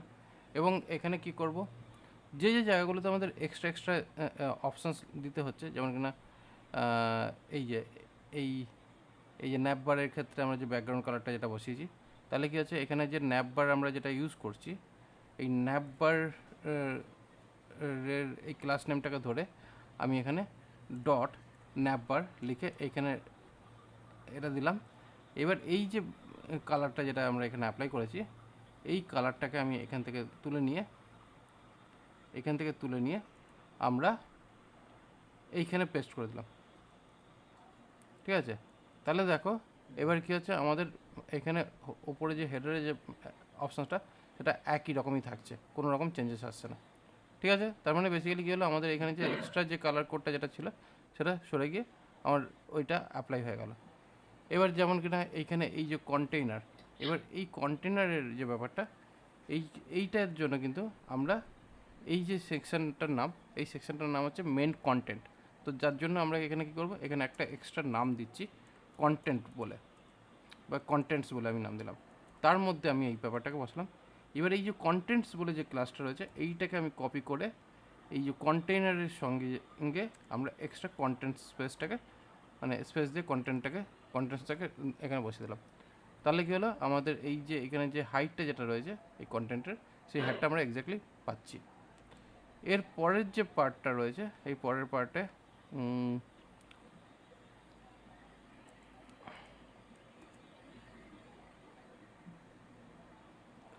এবার পরের যে পার্টটা, এই যে এখানে কলামের যে পার্টে যেখানে ব্যাকগ্রাউন্ড কালারগুলো বসিয়েছি, এই ব্যাকগ্রাউন্ড কালারগুলো জেনারেলি বসানোর দরকার নেই, কারণ এতে দেখতে খুব একটা ভালো লাগছে না।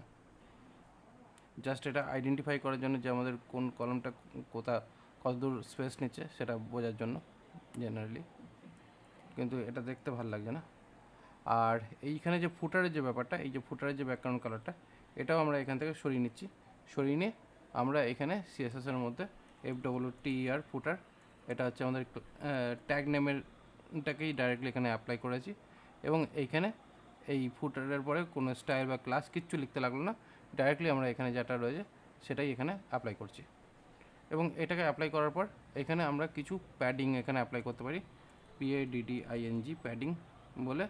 এখানে প্যাডিংয়ে আমরা দিলাম 1 REM বলে এখানে অপশানস রাখলাম। তাহলে কী হচ্ছে, এখানে কিছুটা প্যাডিং আমাদের এমনভাবে স্প্রেড হবে যাতে এখানে দেখতে ভালো লাগে জিনিসটা। ওকে, হুম। এবার ব্যাপার হচ্ছে এই ভেতরে যে এই লিস্ট আইটেম যেটা আছে, যে লিস্ট আইটেম মেনলি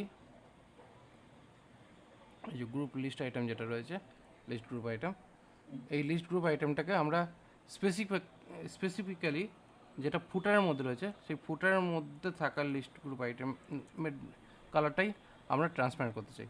তাহলে সেই ক্ষেত্রে এখানে ব্যাকগ্রাউন্ড কালার ট্রান্সপারেন্ট এখানে দিলাম। তো এটা বেসিক্যালি মেনশন করা হলো যে ফুটারের মধ্যে, মানে প্রথমে ফুটার দিলাম, তার ফুটারের মধ্যে যে যে ক্লাস নেমটা রয়েছে, এই যে ক্লাস নেমটা, সেই ক্লাস নেমটারই আমরা ব্যাকগ্রাউন্ড কালারটাকে চেঞ্জ করতে চাই, নাকি অন্য কারোর। ঠিক আছে, তো তার জন্য এইভাবে আমরা এটাকে ইউজ করলাম। ইনফ্যাক্ট শুধু তাই নয়, এখানে যদি আমাদের বর্ডারও যদি চেঞ্জ করতে হয় সেটাও আমরা করতে পারি। তো এখানে বর্ডার কালারও বর্ডার ডট কালার সেটাকেও আমরা ট্রান্সপারেন্ট করে দিই, কারণ এখানে আমরা বর্ডার কালারও রাখতে চাইছি না। তাহলে এখানে বর্ডার কালারও এখান থেকে সরে গেল। তো এই হিসাবে আমাদের অপশানসটা জেনারেলি থাকলো। কিন্তু এবার ব্যাপার হচ্ছে এই যে লিস্ট গ্রুপ আইটেম, এটা লিখে আমি এটা করলাম, তাই তো। বাট আমি যদি মনে করতাম না এত কিছু লেখার দরকার নেই, আমি এটাকে সিম্পলি রাখবো, কারণ বেসিক্যালি এটা হচ্ছে সিএসএস লেখার কারিগরি, মানে যে যত বেশি সিএসএস লিখতে ভালো জানে তার ওপর বেস করেই এই ব্যাপারটা পুরো মেনটেন হচ্ছে। যে এইখানে মেনলি কী হচ্ছে, আমি চাইছি যে এই যে যখনই আমরা নর্মাল রাখছিলাম, নর্মালি তো আমার এরকম দেখতে হচ্ছিলো। তা এবার বেসিক্যালি কী হচ্ছে, আমি যদি এখান থেকে এই বুলেট পয়েন্টসটাকে যদি হাটিয়ে দিতে পারি আর সামান্য যদি প্যাডিং বসিয়ে দিতে পারি, তাহলে আমার জিনিসটা দেখতে এমনিতেই ভালো হয়ে যাবে। তাহলে আমি এখানে নর্মালি কিছু আমি তেমন বসালাম না। তাহলে এখানে করলাম কি, এইটাকে আমি প্রথমে ইউএল, মানে ফুটারের আন্ডারে যে ইউএল ট্যাগ যেটা রয়েছে সেখানে টেক্সট ডেকোরেশন নান, সরি না, এটা টেক্সট ডেকোরেশন নান না, এটা লিস্ট ডেকোরেশন, মানে এইখানে যেটা রয়েছে এই যে বুলেট পয়েন্টটা, এটাকে বলা হয় লিস্টের ডেকোরেশন পার্ট। তো এখানে লিস্ট ডেকোরেশন, লিস্ট স্টাইল, এখানে লিস্ট স্টাইল করব নান।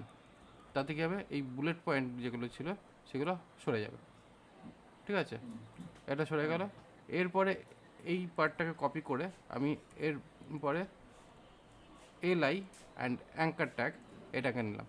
এবার এই এলআই অ্যাঙ্কার ট্যাগ নিয়ে এখানে অ্যাকচুয়ালি কী হচ্ছে, এলআই ট্যাগটার মধ্যে আমি কোনো স্টাইল দিতে চাইছি না এই মুমেন্টে, আমি অ্যাকচুয়ালি দিতে চাইছি অ্যাঙ্কার ট্যাগের মধ্যে। অ্যাঙ্কার ট্যাগের মধ্যে কী করতে চাইছি, আমি এখানে প্যাডিং বসাতে চাইছি, ওভারঅল প্যাডিং চারদিকে।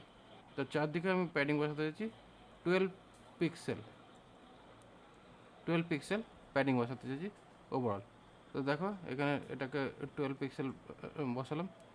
এবার এটা ঠিকঠাক বসলো কি বসলো না, এবার এটাকে বোঝার জন্য আমাদের এখানে একটা অপশানস বোঝা দরকার, যে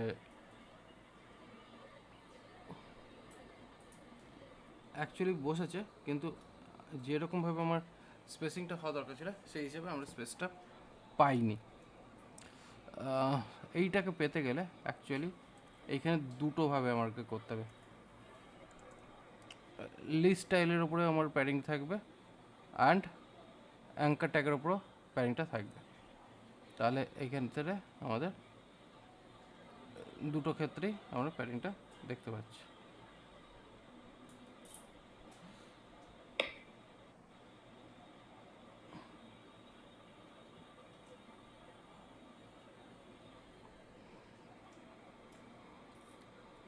এটা অবশ্য না বসালেও হতো, এটা না বসিয়ে আমি এখানে কী করি, ডিসপ্লে বলে একটা অপশানস রয়েছে, এটাকে ব্লক করে দিই। তাতে আমার অ্যাকচুয়ালি পুরো লাইন ধরে অ্যাকচুয়ালি আমরা এটাকে ডিজাইন রেডি করতে পারি। এবার এটা 12 পিক্সেলের জায়গায় এটাকে আমরা 5 পিক্সেলও রাখতে পারি, তাতে আমাদের খুব একটা অসুবিধা হবে না এই মোমেন্টে। এবার এইখানে এই যে আন্ডারস্কোর যেটা রয়েছে, এই আন্ডারলাইন যেটা রয়েছে, এই যে এখানে যে আন্ডারলাইনটা রয়েছে, এই আন্ডারলাইনগুলোকে আমি সরাতে চাইছি। তো এখানে আন্ডারলাইন সরাবার জন্য আমি এটাকে টেক্সট ডেকোরেশন এখানে নান বলে একটা অপশান দিচ্ছি। তাতে কী হবে, এই আন্ডারলাইনটা এখান থেকে সরে গেল। এবার ব্যাপারটা হচ্ছে যখনই মাউস এই যে লেখাটা বাই ডিফল্ট ব্ল্যাকে যাতে দেখায়, তাহলে এখানে কালার করে এখানে বাই ডিফল্ট কালার দিচ্ছি ব্ল্যাক। এটা কমপ্লিটলি সিএসএস এর পার্টের প্রসেস। এখানে কালার দিলাম ব্ল্যাক, এবং এই যে ব্ল্যাক যে কালারটা রয়েছে এই ব্ল্যাক কালারের পরে আমরা এখানে আর তেমন কিছু করছি না। এবার জাস্ট আমি এই পার্টটাকে কপি করে আমরা আবার এখানে বসিয়ে HOVER হবার স্টেট হচ্ছে বেসিক্যালি মাউস ওভার যখন আমরা করব সেই সময়। এইখানে করছি কি ব্যাকগ্রাউন্ড কালার একটা হাইলাইট করার জন্য এখানে একটা কালার এখানে বসাবো, যাতে কিনা আমাদের এটা হাইলাইট হয়। ঠিক আছে? হ্যালো হ্যালো হ্যালো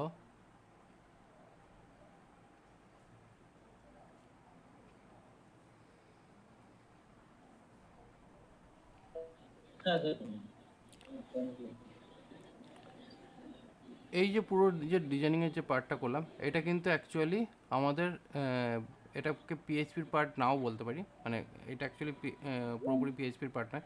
তো সেই ক্ষেত্রে তুমি যদি এটাকে এই HTML ইন্ডেক্স ডট পিএইচপি জায়গায় ইন্ডেক্স ডট যদি HTML করে নিয়ে যদি আমরা কাজ করি, এতে কী হবে, আমাদের এই যে ইনডেন্টেশন একটা প্রবলেম রয়েছে সেটা খুব সুন্দরভাবে এখানে সেট হয়ে যাবে, যাতে আমাদের ইনডেন্টেশন লেভেলের প্রবলেমটা এখান থেকে আমরা অনেকটা হাটিয়ে ফেলতে পারবো ডিজাইনিংয়ের ক্ষেত্রে।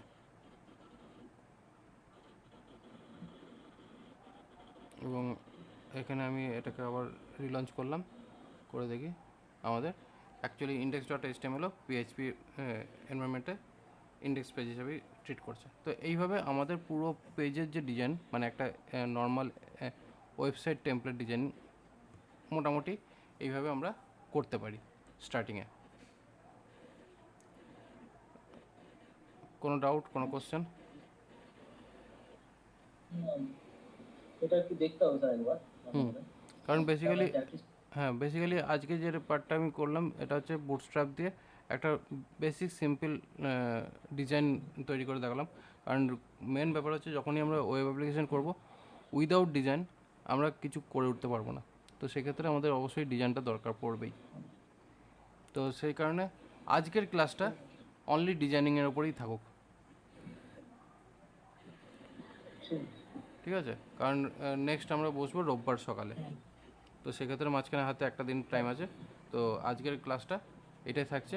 আমি আজকের ক্লাসের সোর্স কোডটা জিপ করে পাঠিয়ে দিচ্ছি।